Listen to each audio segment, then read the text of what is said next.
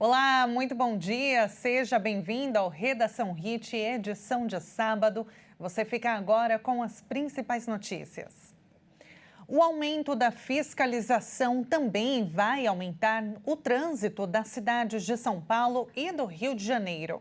Nestes casos, o objetivo será outro: fiscalizar melhor a conduta dos motoristas que no ano passado bateram recordes de infrações e multas. Em 2025, o número alto de infrações de trânsito em São Paulo chamaram a atenção. Isso porque, na cidade, a fiscalização foi toda reforçada e, juntando esse fator com a falta de atenção de alguns motoristas, o resultado não poderia ser outro: milhares de condutores terminando o ano na famosa canetada. Para quem dirige em São Paulo, além do trânsito caótico e das mudanças climáticas que se alteram com frequência, os radares eletrônicos chamam muito a atenção do paulistano. Somente em 2025, alguns pontos de fiscalização registraram mais de 300 multas por dia. Somente nos trechos administrados pelo Departamento de Estrada e Rodagem de São Paulo, o DER, no ano passado o número de radares passou de 585 para 1.234, um aumento de quase 100%. Para o governo, essa é uma forma de proteger o trânsito do estado, que é um dos mais fatais do Brasil. Já a população não vê dessa forma e muitos reclamam do aumento de fiscalização que tem autuado tantos motoristas. De acordo com Silvio Médici, presidente da Abetrans, o mais importante nessa mudança é o número de mortes diminuir e a vida ser valorizada. Então, eu não acredito que haja excesso de autuação. O que há é excesso de infrações. Então, novamente, é uma questão de educação no trânsito para que a gente reduza o número de infrações e, consequentemente, o número de sinistros que causam mortes e lesões. Um dado da CET, a Companhia de Engenharia de Tráfego de São Paulo, revelou os principais trechos onde foram registrados os maiores números de multas em 2025. Em primeiro lugar ficou a Avenida Prestes Maia, sentido centro. Foram registrados 66.131 multas. Em segundo lugar foi a Rua Heitor Penteado, com 42.098 multas. Já em terceiro lugar ficou a Avenida Santos Dumont, sentido centro, com 38.825 infrações registradas. A quarta posição também ficou com a Avenida Santos Dumont, mas agora no sentido bairro, com 33.892 multas. E fechando o top 5, em quinto lugar ficou a Marginal Tietê, com 33.695 multas. Esse endurecimento na fiscalização de trânsito aparenta ser um padrão para 2026. Isso porque nesse fim de semana, no Rio de Janeiro, uma operação da Guarda Municipal da cidade multou mais de 4.000 veículos, além de rebocar 31 outros carros que estavam estacionados de forma irregular. Seja como for, em 2026, as pistas estão cada vez mais de olho no motorista, e o melhor remédio contra a multa sempre será a prudência. A Prefeitura de Ilhabela vai começar a cobrar uma taxa para turistas que visitarem o arquipélago no litoral norte paulista no próximo dia 22 de janeiro. Após ter sido barrada pelo Tribunal de Contas do Estado, a cobrança da taxa de preservação ambiental foi definida em ordem de serviço autorizada pela Prefeitura da cidade litorânea. Veículos de passeio serão taxados em R$ 48,00 quando deixarem a ilha. A cobrança será eletrônica. Motoristas já pagam R$ 19,00 em dias úteis e R$ 28,50 nos finais de semana para a travessia por balsas entre São Sebastião e Ilhabela. A cobrança é feita apenas na ida. A taxa já tinha sido implantada em 2007, mas foi suspensa em 2020 devido à pandemia de Covid-19. Desde então, as cabines de cobrança permaneceram inoperantes na área de embarque das balsas. O novo modelo estabelece a cobrança por travessia de veículo, em sistema de fluxo livre, sem as cabines físicas e com pagamento eletrônico, por leitura de placas ou de tags automáticas, que ainda não será implantado. Inicialmente, o pagamento será feito por meio de boleto. Os veículos registrados em Ilhabela e em São Sebastião contarão com isenção automática da taxa de preservação ambiental, sem necessidade de cadastro prévio. O município justifica a criação da taxa como um instrumento para apoiar ações permanentes de conservação, manutenção e preservação do patrimônio natural de Ilhabela. Os recursos serão direcionados a ações de preservação ambiental, infraestrutura urbana e manutenção dos serviços públicos. A taxa de preservação ambiental em Ilhabela ficou R$ 10 para motos, R$ 48 para carros, utilitários e veículos como Kombi, R$ 70 para vans e caminhões, R$ 100 para micro-ônibus e R$ 140 para ônibus. E os motoristas da cidade de São Paulo terão um custo mais alto para estacionar nas vagas do sistema Zona Azul, distribuídas pela capital paulista. O valor vai subir de R$ 6,67 para R$ 6,95 a partir da próxima semana. O reajuste anunciado é de 4,26% e ocorre conforme previsto no contrato de concessão do estacionamento rotativo da cidade, pela inflação anual, calculada através do Índice de Preços ao Consumidor, de acordo com a Prefeitura de São Paulo. Atualmente, a capital paulista conta com 56.144 vagas, sendo 49.529 de Zona Azul convencional, 2.577 destinadas a caminhão, 1.177 para pessoas com deficiência ou mobilidade reduzida, 2.797 para idosos e 64 para fretamento. As vagas são operadas pela concessionária Estapar desde 17 de novembro de 2020. O ano de 2025 foi o terceiro mais quente já registrado na história. Segundo o Observatório Climático da União Europeia, a média global ficou 1,47 graus acima do nível pré-industrial. O relatório Global Climate Highlights de 2025 revela que a temperatura média global chegou a 14,97 graus. O valor é 1,47 graus acima do nível pré-industrial, entre 1850 e 1900. O resultado ficou apenas 0,01 grau abaixo de 2023 e 0,13 grau inferior a 2024, que segue como o ano mais quente da série histórica. O levantamento traz um marco inédito. A média de temperatura dos últimos 3 anos ultrapassou 1,5 graus acima do nível pré-industrial. É a primeira vez que isso acontece desde o início das medições modernas. O patamar é o limite mais ambicioso definido no Acordo de Paris, firmado em 2015, que busca conter os impactos mais severos da mudança climática global. Segundo os cientistas, o resultado indica que o planeta está se aproximando mais rápido do que o previsto desse cenário limite de aquecimento. O relatório mostra ainda que os últimos 11 anos foram os mais quentes da história, reforçando uma tendência clara e contínua de aquecimento global. Em 2025, o calor foi generalizado. Janeiro foi o mês mais quente registrado e quase todos os meses do ano ficaram acima das médias observadas antes de 2023. Apenas fevereiro e dezembro escaparam desse padrão. O relatório aponta que metade das áreas terrestres do planeta teve mais dias do que a média com estresse térmico intenso no ano passado. Segundo a Organização Mundial da Saúde, o calor extremo é hoje a principal causa de mortes relacionadas ao clima. O ano também foi marcado por ondas de calor recordes, tempestades severas e outros eventos extremos em regiões da Europa, Ásia e América do Norte.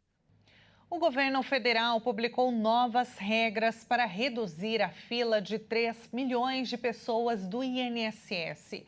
A medida surge no momento em que mais de 2 milhões de benefícios estão represados. Novas regras excepcionais e temporárias foram definidas para a redução das filas pelos benefícios do INSS. As normas serão aplicáveis ao Programa de Gerenciamento de Benefícios e ao pagamento extraordinário do Programa de Gerenciamento de Benefícios, ambos vinculados ao Instituto Nacional do Seguro Social. A determinação prevê o reconhecimento inicial de direito para 2 serviços. A decisão vale para benefícios por incapacidade pré-perícia e pós-perícia e a concessão de aposentadoria urbana por idade, seja para os benefícios por incapacidade ou reavaliação da superação de renda e benefício de prestação continuada. A gestão das filas vai ser feita pela Diretoria de Tecnologia da Informação. As superintendências regionais do INSS vão ser as responsáveis pelo gerenciamento do acervo individual e abandonam o controle das filas extraordinárias. os servidores ficam impedidos de puxar novas tarefas nas filas extraordinárias. A decisão vale sempre que os profissionais tiverem atingido os limites diários de tarefas na fila extraordinária. As avaliações buscam ainda reduzir o tempo médio de reconhecimento de direito, com prioridades direcionadas à reavaliação de benefícios assistenciais e avaliações sociais. A maioria dos que estão na fila do INSS aguarda há mais de 45 dias. Segundo o boletim estatístico, 1.300.000 esperam pelas respostas por até 1 mês e meio e 1.600.000 estão na fila por um período superior. E nesta semana, o Banco Central informou que há 10 bilhões de reais que ficaram esquecidos em bancos para serem resgatados. A maioria das pessoas tem até R$10 para retirar. O Banco Central atualizou as estatísticas dos valores a receber. E segundo os dados, ainda há 10 bilhões de reais que foram esquecidos em contas bancárias para serem resgatados. Ao todo, já foram devolvidos quase 13 bilhões de reais. De acordo com a atualização, 49 milhões de pessoas podem resgatar 7 bilhões e 800 milhões de reais. Outras 4 milhões e 900 mil empresas têm cerca de 2 bilhões de reais esquecidos. A maioria das pessoas, ou 65%, tem até R$10 para ser resgatado. Já um pouco mais de 1 milhão de contribuintes têm acima de R$1.000 para receber, o que equivale a 1,85%. Para consultar se tem valores a receber, basta acessar o sistema no site do Banco Central e preencher os campos com o CPF ou CNPJ. É importante tomar alguns cuidados. O único site para consultar é o valoresareceber.b, cb.gov.br. Todos os serviços do Valores a Receber são totalmente gratuitos. Não faça nenhum tipo de pagamento para ter acesso aos valores. O Banco Central também não envia links e nem entra em contato para tratar de valores a receber ou para confirmar seus dados pessoais. E em meio ao calorão, o Bioparque do Rio de Janeiro oferece picolés para os animais se refrescarem. A reportagem completa você confere no próximo bloco.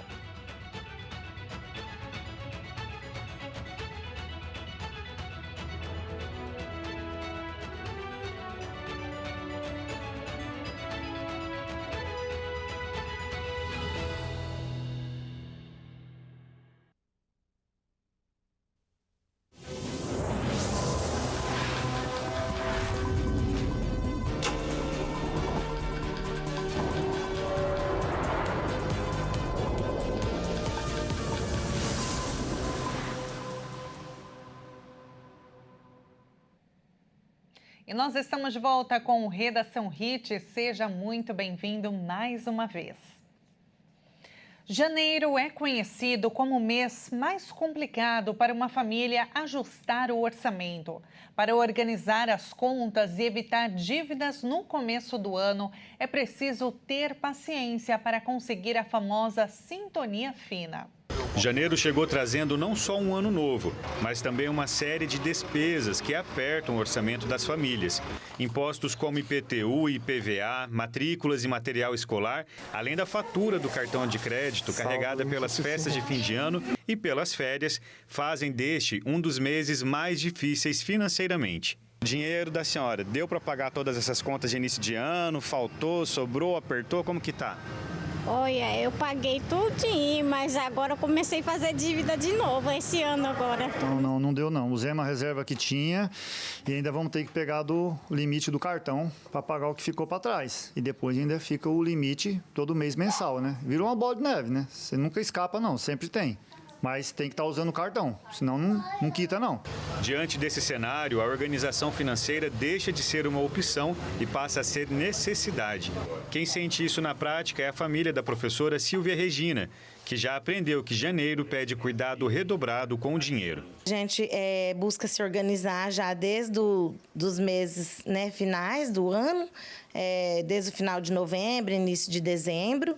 Então, a gente busca fazer algumas economias para que a gente pague, né, as contas que vai chegando em janeiro, IPVA, IPTU, e as contas já também, né, fixas do mês, água, energias, despesas de casa e também os materiais escolares das crianças.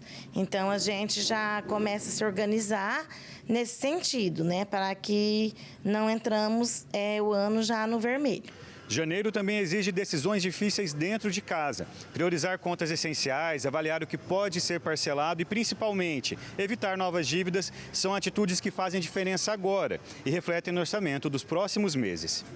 O economista Henrique Duarte Romero explica que, além das despesas, janeiro ainda é marcado pelo aumento dos preços de produtos, impulsionado pelo aumento no salário mínimo. Por isso, planilhar as despesas é fundamental. Organização financeira, a planificação é fundamental. Ter uma lista de o que são prioritários, né? Como fim de ano, culturalmente, tradicionalmente, a gente gasta, primeiro que a gente recebe 13º, férias, essas coisas todas, a gente às vezes exagera um pouco. Só que a gente tem que pensar que primeiro o que acontece no início do ano, né? Que é o que acabamos de falar, a elevação dos preços. Então, planejar,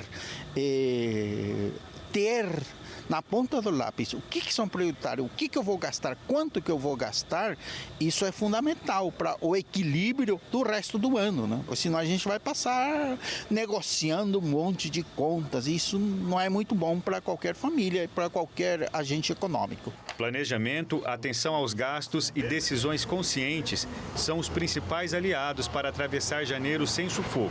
Afinal, começar o ano com as contas em dia é o primeiro passo para um ano financeiro mais equilibrado. Ainda em novembro eu já vim me organizando, graças a Deus.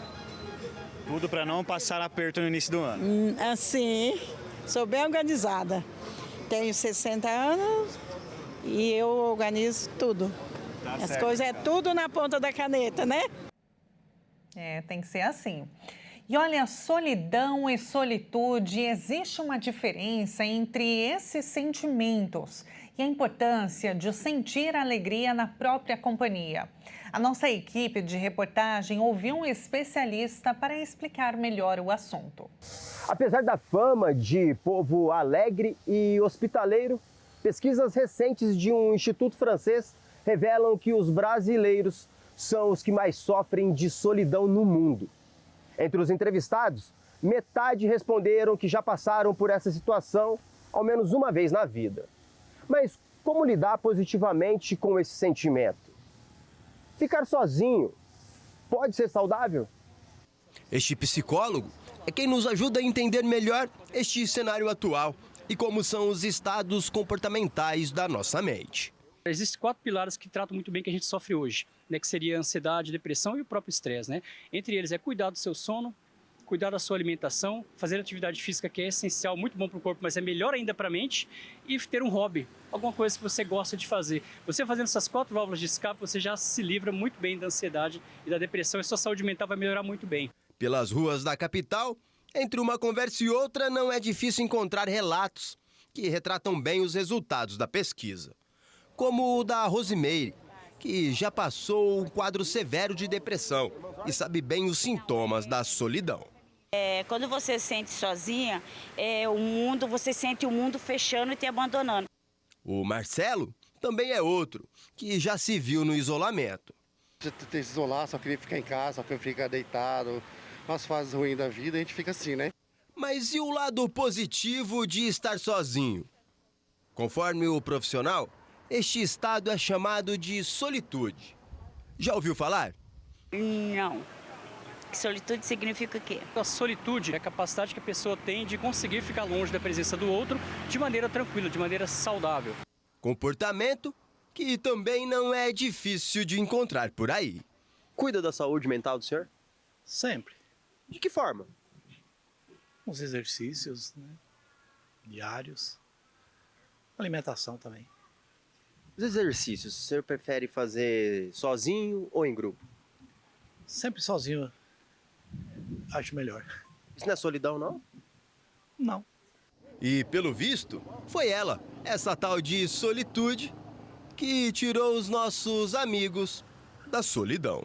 Saio mais, converso mais, vou em busca de novos horizontes, novos sonhos, sem desfazer de ninguém, sem saber quem elas são, deixar de ser bom dia, boa tarde. Hoje eu pratico ciclismo, hoje eu sou uma pessoa mais ativa, entendeu? Então eu sempre estou ocupando minha cabeça, né?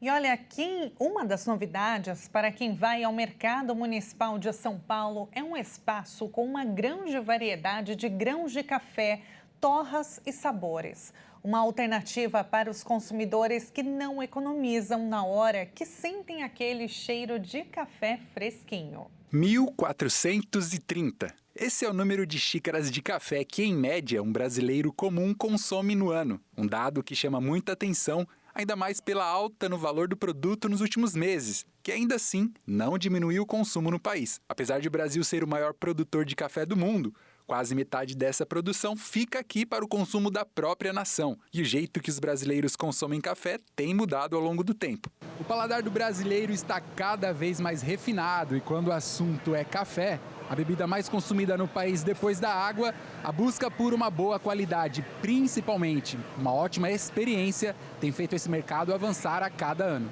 Olha, eu sou de Minas Gerais e café é uma coisa muito séria, né, no meu estado. Eu acho que café, para mim, tem que ter... Eu gosto do ritual do café. Eu gosto que o café... eu sinto o café como um abraço. Que eu acho que o momento de tomar café é o momento que você pausa ali o seu dia. Nada de celular, computador, telefone, deixa tudo para lá. Senta, toma o seu cafezinho, faz todo aquele ritual. E no Mercado Municipal de São Paulo, uma grande variedade de grãos tem atraído bastante gente que, em meio a tanta opção, descobre a melhor forma para se escolher um bom café. Aqui a gente tem 40 variedades de café, entre arábica e canéfora, e aí a gente tem muitas variedades dentro de muitos processos e muitos sensoriais, para todos os gostos. Mas a verdade é que a gente vai apresentando todas as variedades, explicando um pouquinho, sentindo o aroma, e aí a pessoa naturalmente vai escolhendo. E aí a pessoa vai sentindo o aroma e normalmente pede a gente passar na hora. Aí a gente pode passar pelo V60 ou no Globinho, igual tá ali, né? A gente vai fazendo, a pessoa se joga. Além de um bom café, o que muda na tendência do mercado atual é a boa experiência que o cliente tem. Poder participar de todo o processo é um ponto que o público tem levado muito em consideração. Acabei de passar por isso aqui e foi maravilhoso assistir todo, entender o processo, qual grão que é bom para cada tipo, a moagem.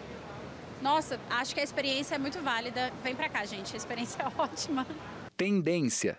Essa é a palavra que resume o cafezinho no país. Seja de manhã, à tarde ou à noite, essa tendência permanecerá com vida longa nas famílias e cidades brasileiras. Os animais do Bioparque do Rio de Janeiro ganharam o direito de se refrescar. Não apenas ficando ao ar livre, mas com temperaturas cada vez mais altas. Eles também recebem sorvetes.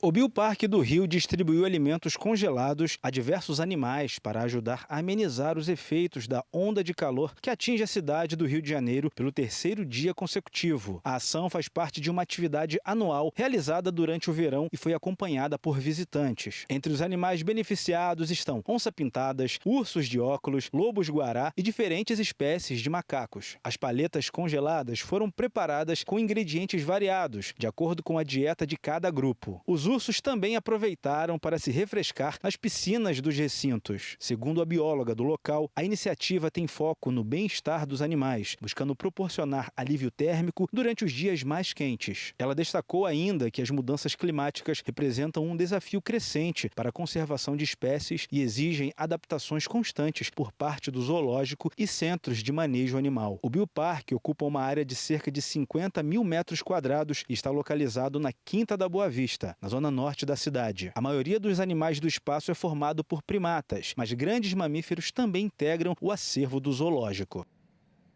E esta edição fica por aqui. Muito obrigada pela sua companhia. A gente se encontra ao longo da programação. Até mais.